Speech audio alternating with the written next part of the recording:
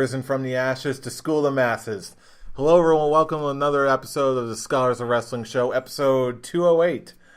I'm your man behind the microphone, Scholar Jeff, and I also happen to be still your Scholars of Wrestling champion. Isn't that right, Scholar Tarek? Yeah, for right now. I will say, it is nice to be proven wrong. You are not a fluke champion, but I'm not just Scholar Tarek. I am Mr. Scholar in the Bank, Scholar Tarek. How does that make you feel, Scholar Brian? James Ellsworth can go fuck himself. That's how I feel. Let us know how you really feel.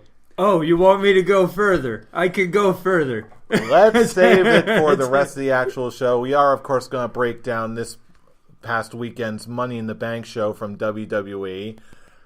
You see this? But first, there's so much more to talk about in the world of wrestling. You can display that belt in front of me all you want. But this is a guarantee that will be mine soon. I'm sorry. The Money in the Bank, the Scholar in the Bank does not work the same way as Money in the Bank in the WWE. It doesn't guarantee you a win, so calm down. Trust me. Trust me. It guarantees me, and I'm making sure of that. Oh, we'll get to all that in due time, trust me. But first, it wouldn't be a Scholars of Wrestling episode without a little segment we like to call Backstage News. Indeed. Let us go ahead and peek behind the curtain and check in on a little Backstage News. Money Man. Oh, there's sadly not much we can say about this week. First things first, as of this recording day, we have just got the breaking news that, sadly, Mr. Leon White, better known to us wrestling fans as Vader, has passed away at the age of 63 due to heart failure. It was only a matter of time. Now, this is sad, but it's also been something that everybody has known has been coming for the last few years since he started posting those tweets about the heart surgery, and I've only got a couple years left in me. So it's like, as it didn't come out of nowhere, so it doesn't. It was just, like I said, it was just a matter of time. Yeah, it doesn't quite hit as hard as other recent deaths have, but it still sucks. He's still one of the greatest big men of all time, and will always have his matches with Mick Foley to fall back on. And his match with Stan Hansen where he got his eyeball lariated off his face practically. Yes. Man, what a badass. Yeah, he was the one that was partially responsible for Mick Foley parting ways with his ear, correct? I believe that was Vader, yeah. Mm-hmm. With, what was it, the barbed wire ropes? It wasn't the barbed wire ropes. He actually did he was just regular ring ropes. He was doing a spot where he was catching his head up in the ring ropes. The ring ropes were tighter than normal. I think they were overseas in Germany, I believe.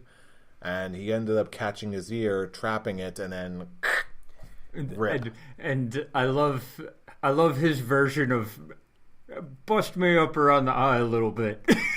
Turns into broken nose. Hey, he's just doing what he's got ham bones for fists, man. He can't control the damage he does. Oh, damn. That, and I loved his WWE theme music. Vader! It's time! It's Vader time! Yeah, that is just absolutely classic. I love that. But either way, we couldn't continue on with this show until we pay our due respects to Big Van Vader himself. Big man, you will be missed. Hopefully we'll see you down the road again soon. Until then, rest easy, good sir. But in the meantime, we had another out of nowhere loss. Speaking of releases, Big Cass was released. And this kind of seems like not rapey version of what's Enzo. Enzo's release. It seems like they had the same attitude issues in the back. They put them together, two peas in a pod. Really, we should have seen this coming.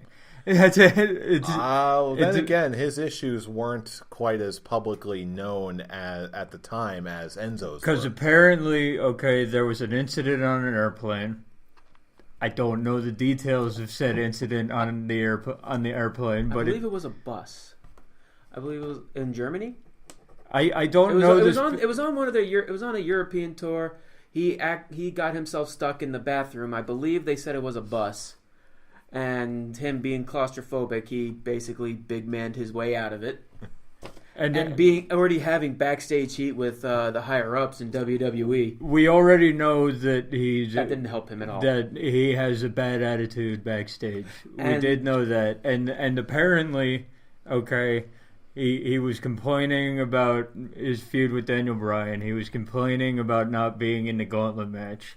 And Vince McMahon and Triple H made the call to get rid of the backstage nuisance. So, Big Cass, you're not hot shit. Okay? Your shit, it stinks. It's not good. You have no room to talk about what you deserve.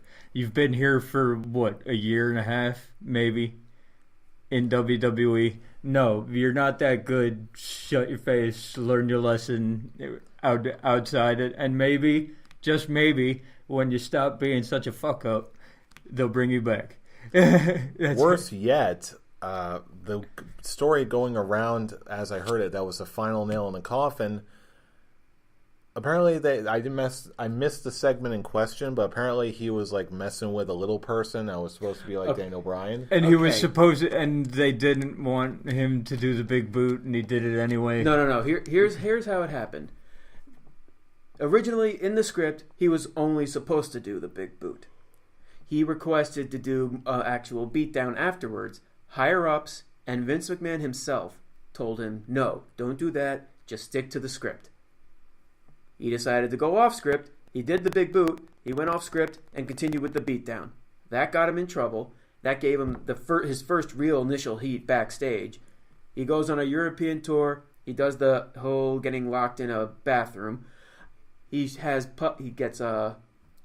too much, the public intoxication, which in WWE that's a no-no. So pretty much just the things kept piling on and piling on and piling on. And from what you said, the final nail in the coffin was just him complaining about not being in a better place on the card. So that's it. Sayonara, Big You're Cass. out. That's sad. You gotta earn your better place on the card, and trust me, dude, you really didn't. So, well, again, we will always have our memories, I guess. But the memories of the fact that he and Enzo were one of the most popular tag teams that never won tag team gold on NXT or the main roster. And then they made the stupid decision to break them up. And this is what, and now they're both gone. That was going to happen. And only Carmella remains. And how crazy is that idea? That's also just sad. Oh. That's just sad. Well, given that our new lens, I guess you could say, of how we're looking at this past pay-per-view, let's just jump right into it. This is the results to Money in the Bank 2018, starting with the pre-show match, which I think we all saw coming. The Bludgeon Brothers defeated the Good Brothers. The way we normally talk, this was a good appetizer. This was a nice just... I like the fact that the club actually got offense in. That's cool, but that's a new thing. But yeah, this showed the Bludgeon Brothers in an environment where they were actually getting it taken to them a little bit. We all knew that they were going to win, but it's nice to see them take a little off. Have to play defense a little bit. They've had to play defense before against the Usos. It was pretty much it was similar booking in this match compared to when they had their match with the Usos at the Greatest Royal Rumble. Usos had some good offense in that put the Bludgeon Brothers in defense mode, but it just ended the exact same way. I'm gonna be completely honest. I put the greatest Royal Rumble out of my head. It's like it's not even there anymore. So that's why I'm like, yeah, it's the first time because I don't want to remember the greatest Royal Rumble. Well, that's why I'm here to remind you of that. Yeah, well, it's okay because this was typical pre-show match. You knew who was going to win, and it was okay getting there. It really begs the question: why did they have to do it? Basically, do it again on SmackDown? They gave a little more time in a commercial. It was essentially the same match.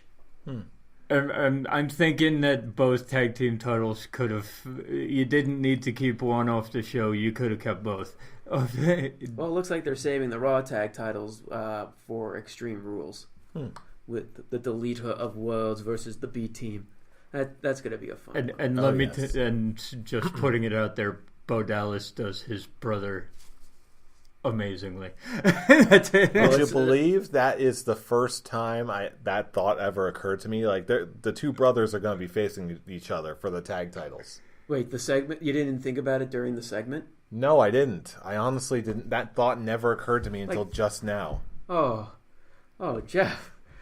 Really? You thought about that? Clicked on you now. Hear me. And that's why we're here.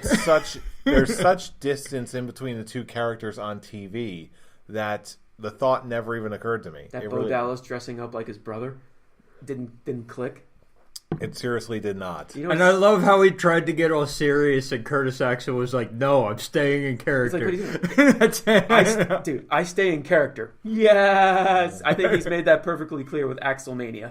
Oh boy! And it was just that final segment when they turned off the lantern, and there's like.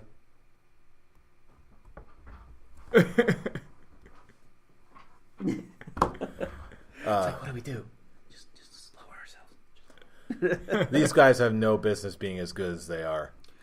But anyway, people are comparing them to like the new age of Edge and Christian, of comedy wise.